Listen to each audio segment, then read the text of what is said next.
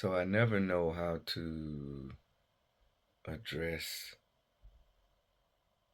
people when I'm speaking on a video because I know I'm going to post it to social media and everyone will see it essentially, right? But I guess the video will be more important to the ones that know me personally. So I'll just say, um, hello, everyone. And to the ones that I haven't seen since I've been here in Austria, um, I miss you guys and I love you. KG is still the same KG, and hopefully I can visit home sometime soon. And for the ones that don't know me, it's nice to meet you. um, so I want to do like a little mini documentary about this song. Um, my dad is the one who originally wrote this song, and I come from a good family, but just like most families in America, I can't just generalize black people, but I can just say most people everywhere. There are generational curses, and how your father treats you is partly due to the way his father treated him, and the changes goes far and beyond. Um, so it's a learned behavior, which ultimately strained my relationship with my father and I because of what he went through with his father, and it just didn't create the best relationship for us. Sadly, I grew up hating my father, so I always made it a conscious choice to make sure that I broke the cycle where my sons didn't grow up hating me to the point to where they wanted to end my life. And I hope my son doesn't want to end my life. But anyway, I love you, Mo. And Nation is still too young to even think like that. Anyway, so I didn't have the best relationship with my dad, and I didn't forgive him for any of the things that he did until I became probably in my late 20s, early 30s, because then I lived and I was able to um, experience life and understand why things happen and why things were the way they were. So, anyway, fast forward into the song. Because of that strained relationship, I never really liked any of my dad's songs. Yeah, I never liked his songs. I mean, he made good music. I just didn't like them. Um, but there was this one song that he wrote when I was very small. I don't know, maybe I was 5 or 6 years old. But he wrote this one song, and I did like it. And I thought it was probably one of his best creative songs. And when he and the band would play the song, because he had a band as well. I think the name was called the Spice Band, right? Right. So yeah, Ma and Dad, y'all can correct me if I'm wrong. Anyway, but I think it was the Spice Band. Anyway, so when they would play the song, it would always be the forerunner to another song, and then the song would kind of loop back around into the first song, if I'm not mistaken. And I always remember when I was a child thinking, why don't they just make both songs into one song?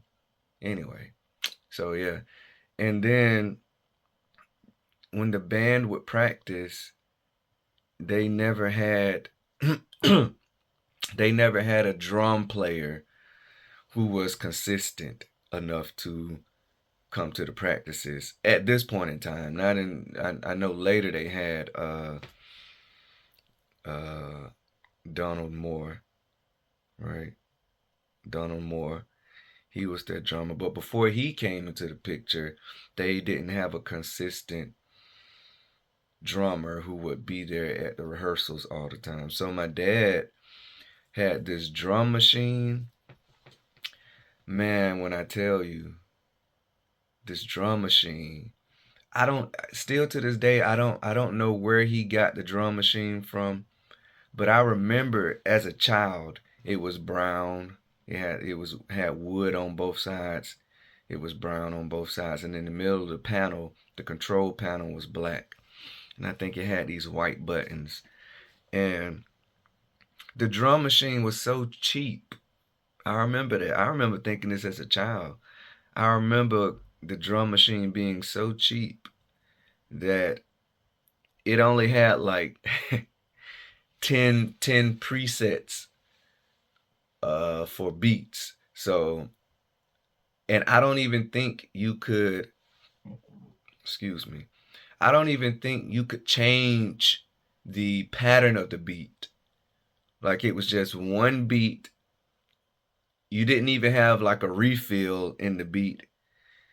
And yeah, it was just a I don't even know. Maybe somebody gave the drum machine to him, or maybe he got it at a flea market or something. I don't know. Maybe Dad, you can tell me where you got this drum machine from. But even from a child perspective, it was just like trash to me because I wanted to make music too, even as a child, and I just couldn't figure out, why was it so limited anyway. So when they didn't have a drummer, they would use this drum machine, right? And I guess the idea behind the drum machine was to make these presets with beats, drum patterns that could uh, transcend all genres, right? So you had a beat that was like maybe you can use for like a country song, and then you had a beat that you could maybe use for like a rock song, like boom, tsh, boom, boom, tsh, boom, tsh, boom, boom, tsh, boom. Tsh. Like you had 10 of these beats, right, for like several different genres, like reggae beat, anyway. And there was only one beat that can really be used for like a hip hop slash R&B song, right? I remember this one beat because my dad would use this beat to not only record his other songs, but also he would use it in the rehearsals for the band, right? And then the one beat that was usable for R&B and hip hop, the pattern went like this. Boom, boom, boom, boom, boom, boom,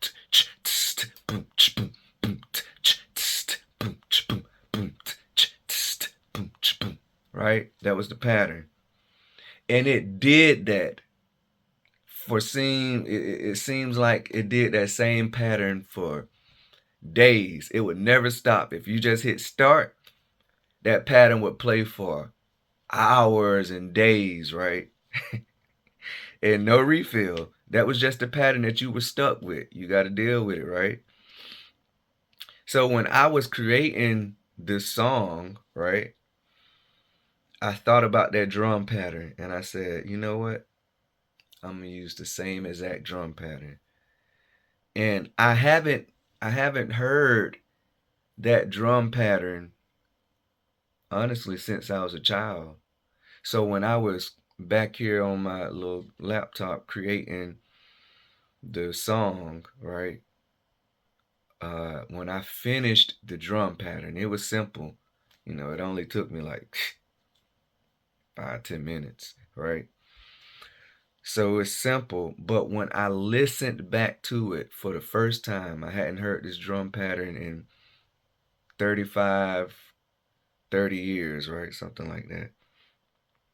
I started crying and I couldn't understand why I was crying. But anyway, um, that was that was the drum machine issue, and that's the history behind that.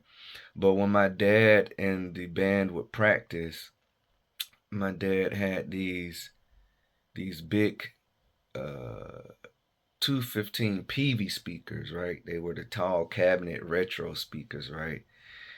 They were huge, loud, and I remember um, when the band would get together and practice with that drum machine, right? Uh, my dad, because they didn't have, a drummer, someone would have to stop, get up from the piano, usually my dad, and then hit start on the drum machine, and then you would hear boom, boom, on these big old loud massive speakers, right? And then he would come in with his piano, do do do do do do do do do, and it was one of those things that you heard it so much, you really got tired of hearing it, and it would be like late at night, like 2, 3 o'clock in the morning, man, when they're practicing. It would be a school night for us, you know.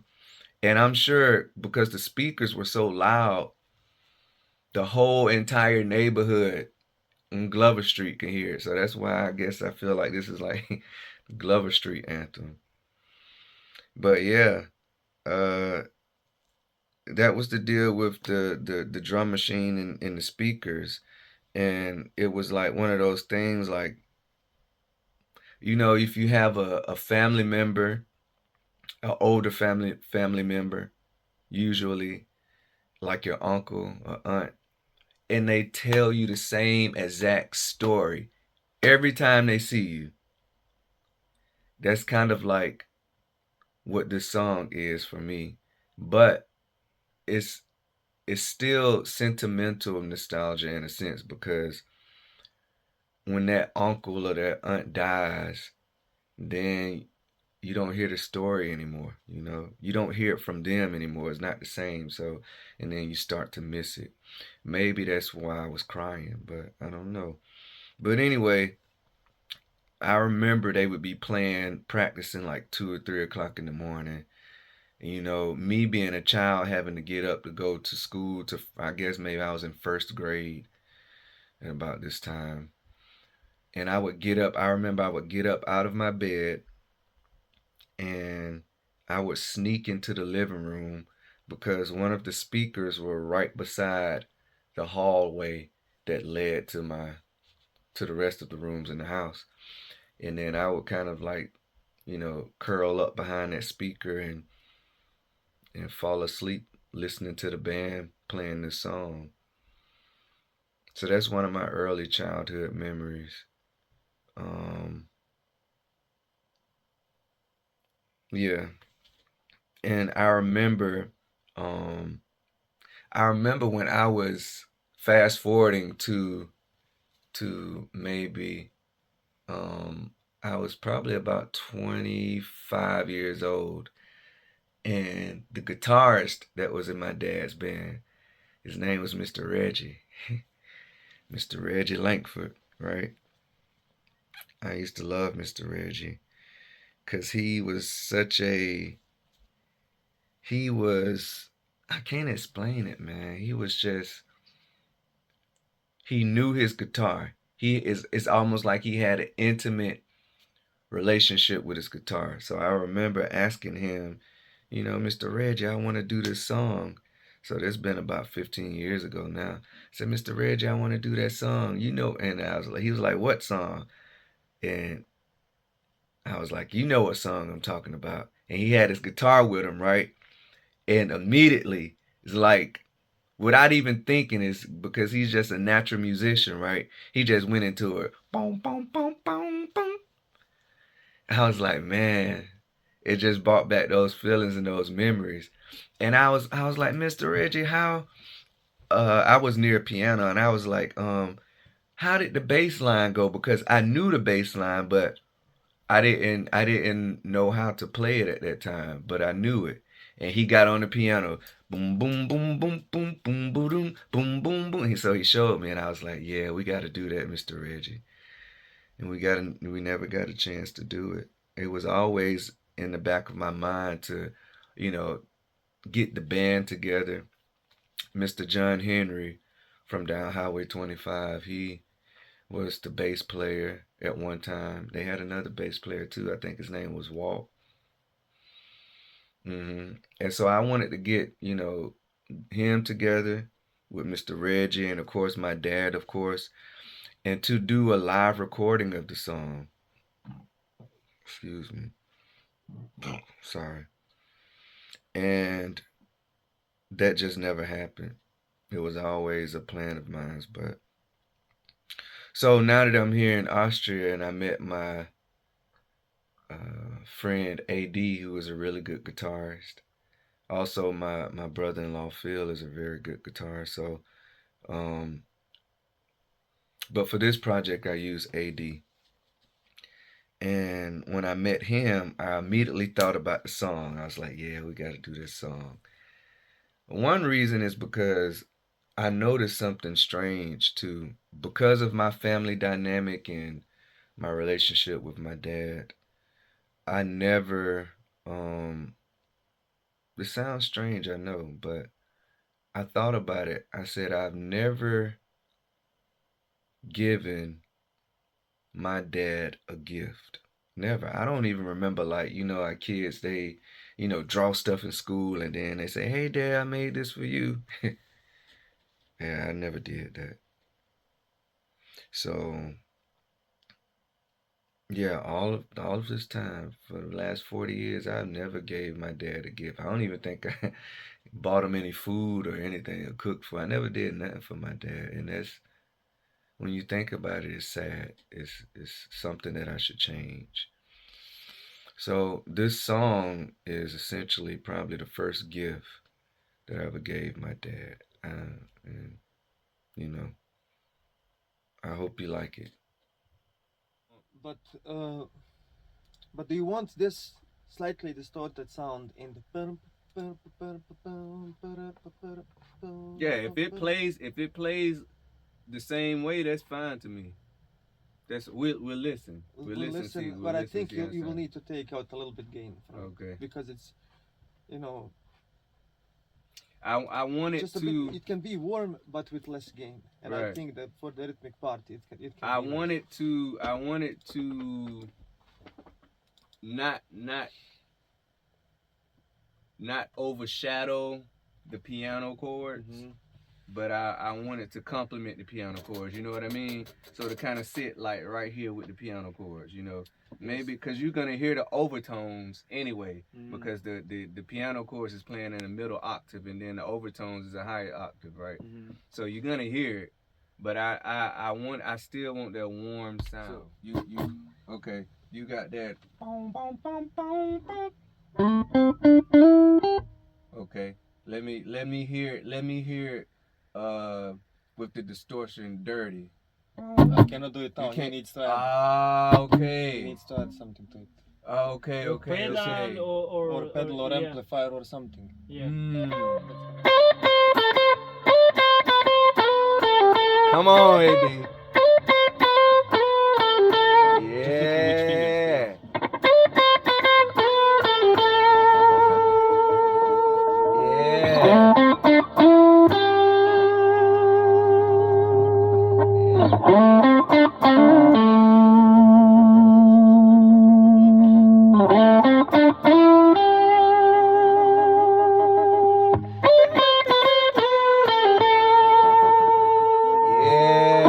Yeah. Yeah, that's it right there. That's it. Yeah. Yeah, we good now. My hands All right. fully I not. know, I know. It's an adrenaline. I'm so happy. Oh, whoa, whoa. So Yeah, yeah. Oh, I'm so happy. so a little bit go back. Uh, so Yeah, I'm glad I found her. Yeah, this is good.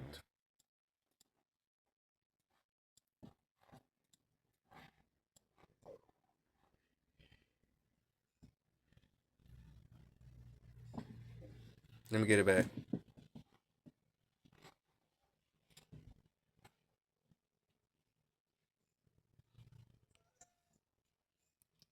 Yeah, I'm glad I found her. Let me hit up. Come on, AD. Now. You know, I do a little bit reverb, you know. Right. You do it for me every time. I get the feeling. Oh, I get the feeling. Oh, sing it, baby. Can you feel it? Can you feel it? Can you feel it? Great job, big brother. Ooh, I'm so happy. Yeah, I'm glad I found her.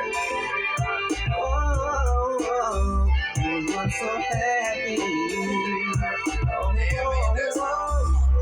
And she makes me feel so good all the time. All the time.